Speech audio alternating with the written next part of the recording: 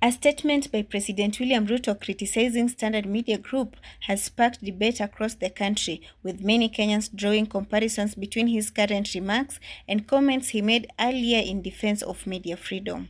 In a social media post published on June 24, President Ruto accused Standard Media Group of running what he termed as extortionist propaganda against his administration.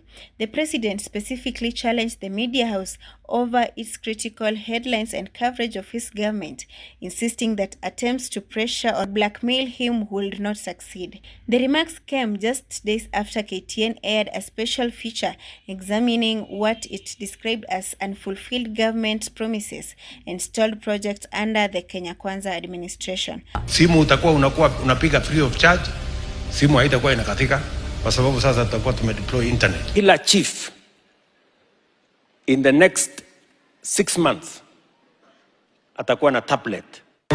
However, the president's latest comments have reignited discussions because of statements he made previously regarding media freedom. In an earlier public address, President Ruto declared, "We must defend the free media. We must defend their right to criticize, even to write propaganda and write falsehood, but we must also defend the truth." At the time, the president argued that a democratic society must protect the independence of journalists and media organizations, even when their reporting is uncomfortable to those in power. We must defend the free media.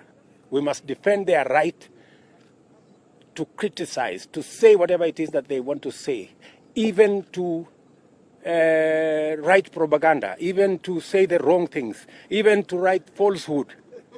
We must defend that right. The contrast between those remarks and the president's current attack on Standard Media has become a major talking point online. Supporters of the president argue that criticizing a media house does not amount to opposing press freedom.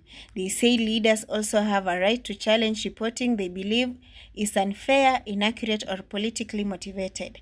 Critics, however, say the tone of the latest statement appears inconsistent with the president's earlier call to defend the media's right to criticize government and publish opinions freely. Media analysts note that tensions between government and the press are common in democracies, especially when journalists publish investigations, exposés, and accountability reports targeting those in power.